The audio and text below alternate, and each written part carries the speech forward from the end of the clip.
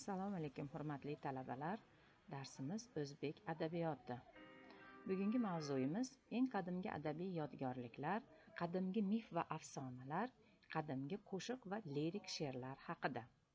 Mavzuni quyidagi rejalar asosida bajaramiz. Birinchi, adabiyot hayotning badiiy in'ikosi. Ikkinchi, adabiyotni davrlashtirish. Uchinchisi, qadimgi mif va afsonalar haqida suhbatlashamiz. Ushbu mavzuda quyidagi tayanch tushunchalar ishtirok etadi. Ko'hna badiiy adabiyot, tafakkur, mif, afsona, adabiy jarayon, muqaddas afsonalar, etiologik mif, kosmogonik mif, antropogonik mif, O'rxun Enasoy yodgorliklari. Mavzuni asosiy adabiyotlari quyidagilardan iborat. Birinchi, mumtoz adabiyot namunalari. Birinchi, ikkinchi jildlari. Nashrga tayyorlovchilar Boltaboyev. Ikkinchi, Orzibekovning O'zbek mumtoz adabiyoti tarixi. Uchinchisi, Nasimxon Rahmonovning O'zbek adabiyoti tarixi darsligi. Uchinchisi, Vohidov Eshonqulovlarning O'zbek mumtoz adabiyoti tarixi o'quv qo'llanmalari.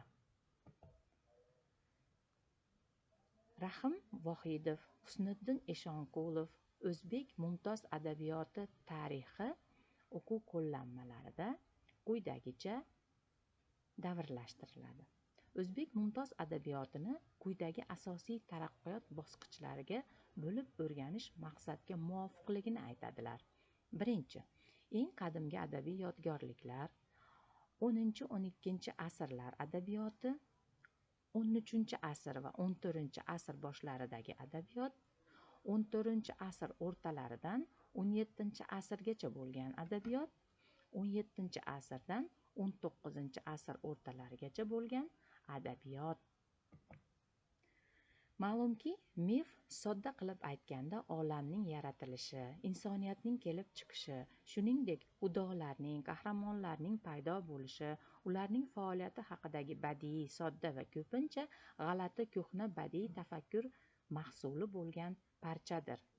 Mif yunoncha so'z bo'lib, afsona, rivoyat ma'nolarini bildiradi. Ammo mifni afsona bilan bir deb qarab bo'lmaydi. Mif badiiy tafakkurning eng kichik, sodda, epik sujetga ega bo'lmagan ilk badiiy shaklidir.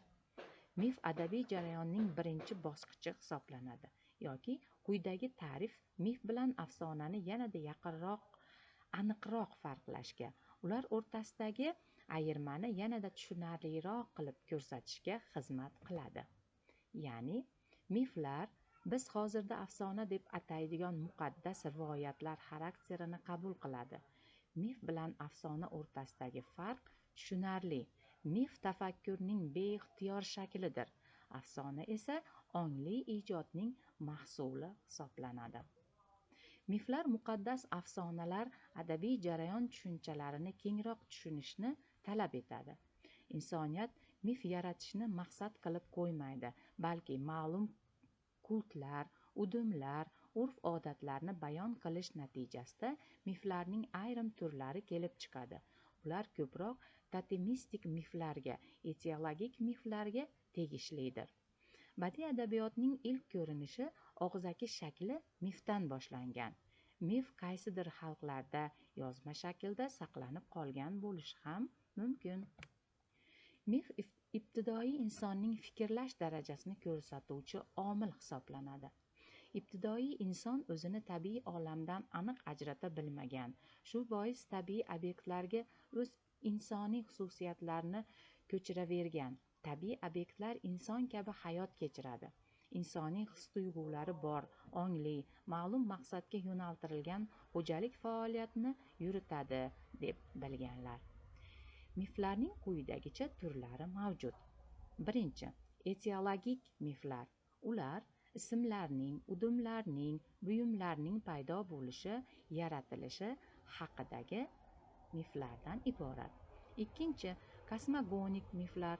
Unda olamning paydo bo'lishi haqidagi miflar hisoblanadi. Uchinchisi, Antropogenik miflar esa insonning paydo bo'lishi haqidagi miflardan iborat. Bu uchala mif turi arxaik miflarning asosiy mazmunini tashkil qiladi. Qadimgi turkiy yozma yodgorliklardan Gultigin Bitikdoshining birinchi misrasida olamning va insoniyatning paydo bo'lishi haqidagi mif mavjud.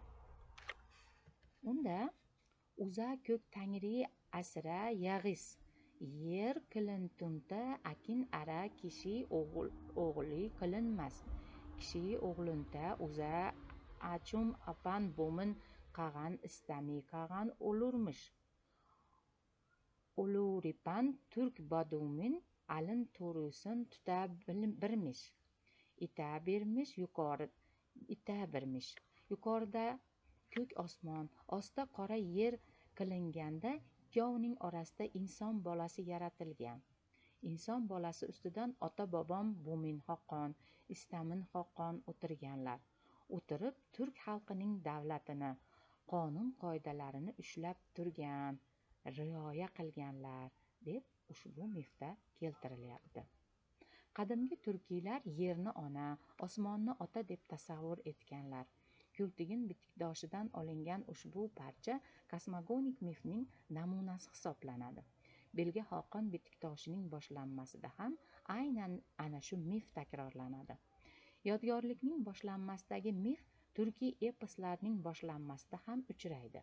Gultigin Bitikdoshi boshlanmasi qadimgi turkiy qavmlarining turkiy tarixiy voqealaridan olingan mifologik tasavvurlari va ishonch e'tiqodlarining manzarasini yaratib beradi. Moyunchur Bitikdoshining boshlanmasida esa Gultigin va Bilge Xoqon Bitikdoshlarining singari mif bilan boshlanadi. Tangrida bo'lmish il etmish Bilge qag'an, Tangridan bo'lgan davlatni barpo qilgan dono Xoqon deb aytilyapti. Gultigin Bitikdoshida esa Bilge Xoqon va Moyunchur Bitikdoshlarining boshlanmasida afsonaviy epik ruhning borligiga sabab shuki, epik zamonning asosini mif tashkil etadi deb o'ylashadi. Muallifning maqsadi ilk davrdagi turkiy qavmlarning tarixini hikoya qilishdan iborat. Tarixiy voqealar va mif bir-birini to'ldiradi. Mifning tarixiy voqealarni tasdiqlash uchun kiritilishi aynan ana shu o'rinda o'z ifodasini topgan. Mazkur mif kosmogonik miflarning namunalaridan biridir.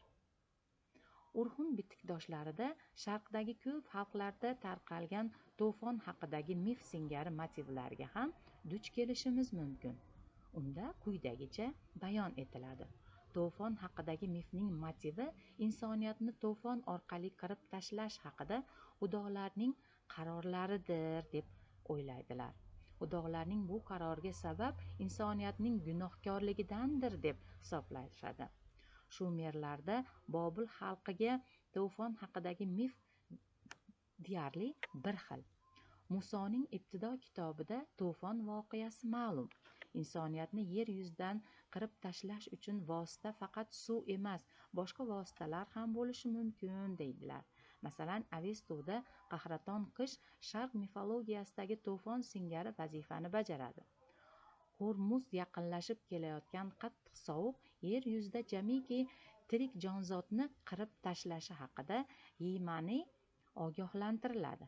Haqiqatdan ham Yema bir uy qurib saqlab qolgan nabobat va hayvonot namunalaridan boshqa jamiki jonzotlarni va o'simliklarni sovuqda qirib tashlaydi.